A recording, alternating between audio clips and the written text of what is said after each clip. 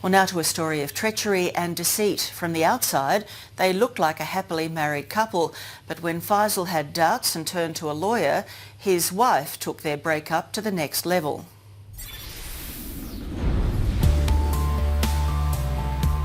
You're about to witness one of the most audacious attempts by a wife to frame her husband for domestic violence.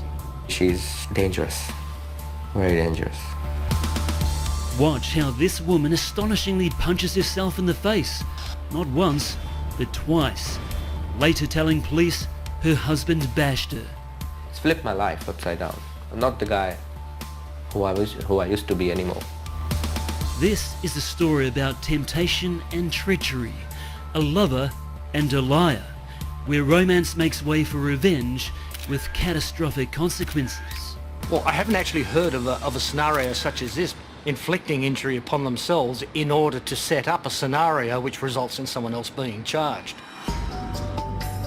If love is blind, then Faisal only had eyes for Asma. She presented herself like she's the perfect girl on the planet. He met her through an online Muslim dating site and proposed soon after leaving Western Sydney to meet Asma in Morocco.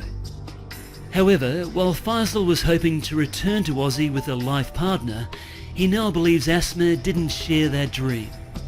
She's a greedy person. She's materialistic. The two officially tied the knot here last year, and Faisal was hardly frugal in making his new bride feel at home. He worked 2 jobs, spending everything he earned on his wife, from Gucci tracksuits to leather jackets, rings, necklaces and shoes, holidays and fine dining, parties in Morocco and money wired back to Asma's family. A fawning Faisal says he was a good provider.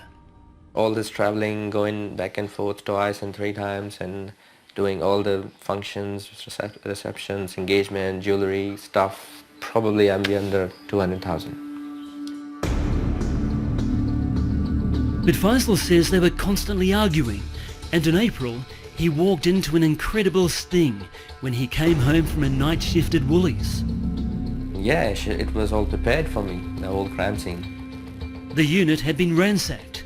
Faisal says Asma was waiting for him with this disturbing message. I entered and she just said to me that you think you are smart and you are talking to lawyers about me. Now see what I do to you. And she just ran. CCTV captures the bizarre events that followed. Asma runs from the apartment and into the lift. She presses the button, takes a few moments before the incredible Asma attack. She gives herself 2 uppercuts to her face and clutches her cheek. She then checks her handiwork in the mirror. Seemingly satisfied with her self-inflicted punishment, Asma eagerly waits for the lift door to open.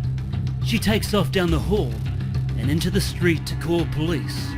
Oblivious to what his wife had cooked up and concerned for her safety, Faisal also entered the police, where he was arrested and charged with assault. If convicted, he faced up to 7 years behind bars. I didn't know that she went to that, she's going to go to that extent, go to the police and forget everything what I did for her and just ruin my life. In a follow-up sucker punch, Faisal says the police unwittingly helped Asma steal his things, which she had packed into these suitcases while he was being held at the station. But more importantly, Faisal's freedom was also about to be taken. Did you ever harm Asma? Never. I really loved her. Faisal spent 20 grand on a lawyer and trawled through hours of CCTV to find his get-out-of-jail card.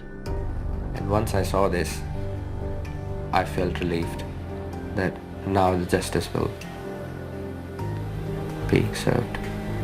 New South Wales police dropped the assault charges but never charged his estranged wife for making a false accusation, an offence which also carries a jail term of up to 7 years. Question is, why not?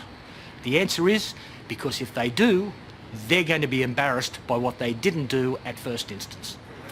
Victims of crime advocate Howard Brown says It appears police failed to investigate Asma's assault claims properly and assumed Faisal was guilty from the outset.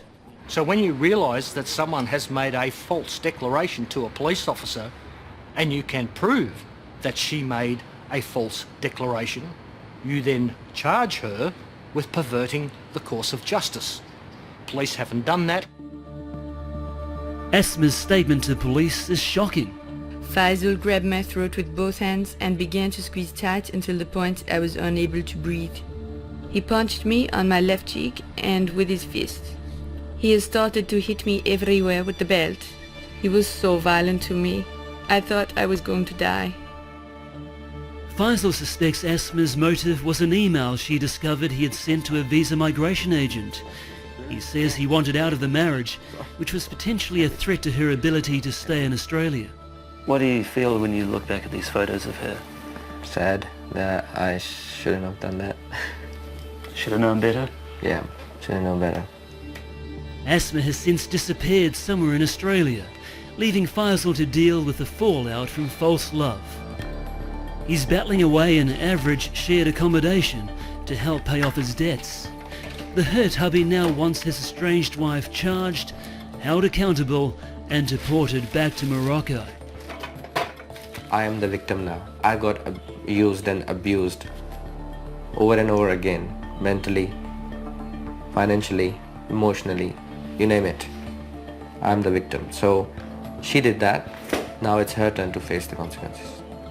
Faisal says he's got a long road ahead before he's capable of finding love again, but says he's learned a valuable, albeit expensive, life lesson.